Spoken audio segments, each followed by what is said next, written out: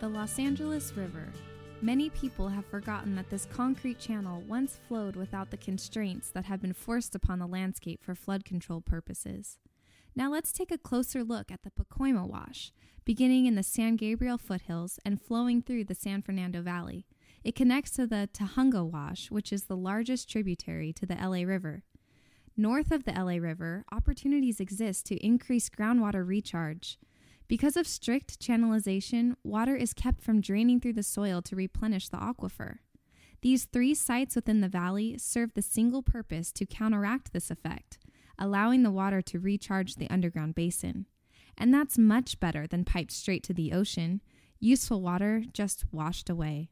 Like I said, spreading grounds are a good start, but still more could be done. So what am I talking about? Well, it's more than a dream. Let me show you what this could be. Picture a scene more sustainable than green. The plan would start with the Pacoima Dam and flow 10 miles down the way, all while looking for practical uses which it could incorporate. Enhance the views, access nature to engage the youth, even dedicate paths for equestrian use. And the Lopez Dam could use some work too, starting with some cleared, usable space, some seasonal grasses. How about some retention ponds, for groundwater recharge? Some paths for hiking and adventure? Yep, that would be pretty nice. And no more shopping carts. As long as we're looking at changes on site, let's not forget the streets, especially those within 500 feet to the stream. Improving their programs would directly improve runoff water quality. It would be nice to see oil-leaking cars get fixed, add some permeable gutters, and those green lawns, maybe not so green, less water needs and less treatment chemically. Well, not dead either. That's better.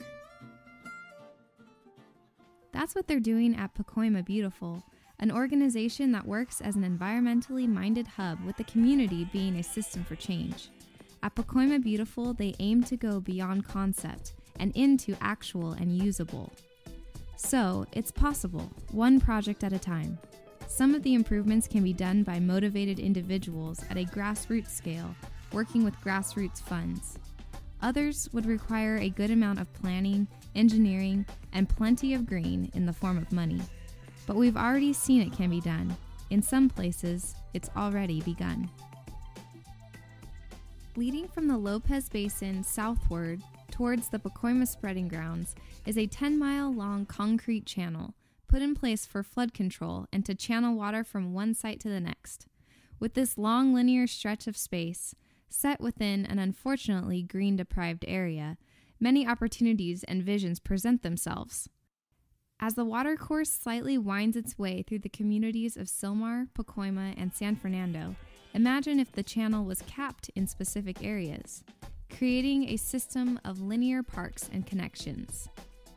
A channeled parkway. Trails and bike paths would make their way from the dam, following the watercourse and undulating through the community.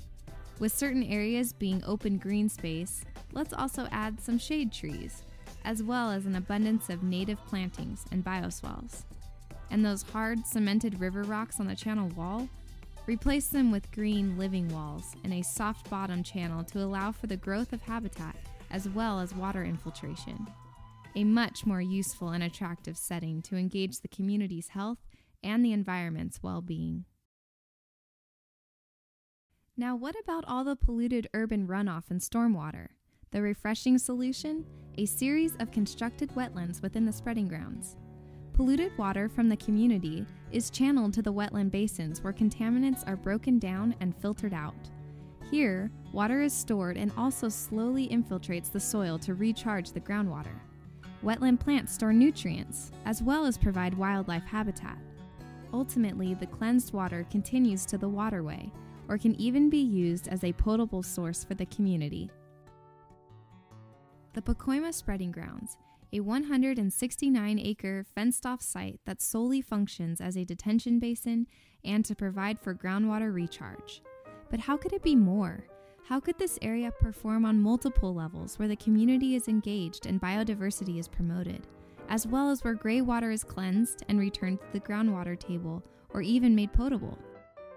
The spreading grounds can not only function on an ecological level, but can provide a living environment where residential lofts and studio spaces can be implemented, built as if on wooden docks overlooking the wetlands, functioning when water is present and when the basins are dry.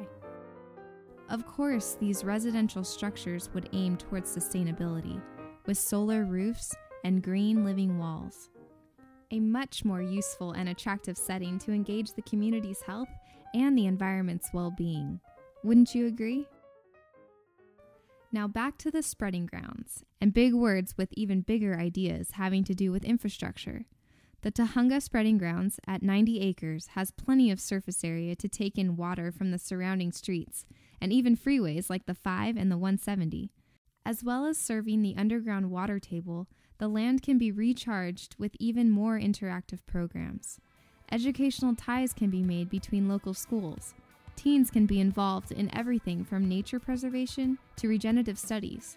These students would see science applied in more ways than your typical 1st through 12th grade. How filtered gray water and urban runoff can be stored to irrigate food-producing fields. Green waste from farming and wetlands stored in biodigesters, converted to yield usable methane gas. Think of it as a machine turning biomass to biogas. Pretty cool, right? This renewable energy can be used for heat, cooking fuel for kitchens of local residences and restaurants who can make use of the fresh produce. Speaking of agriculture, 20 acres on site could be dedicated to food production. Veggies of all sorts could be grown and used. Used where? Well, the local restaurants and cafes, of course. The buildings proposed to be on site would be a mixture of commercial and living. Studio apartments conveniently close to art galleries, salons, a wide variety of small businesses. This place would be alive. So you see, it's all more than a dream. It's a vision for how things could and should be.